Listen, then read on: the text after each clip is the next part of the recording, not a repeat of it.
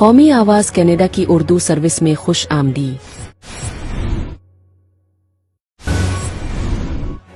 کراچی میں ایران کے supreme leader آیت اللہ علی خامنائی کی ہلاکت کے بعد ملک بھر میں پرتشدد احتجاجی مظاہرے پھوٹ پڑے۔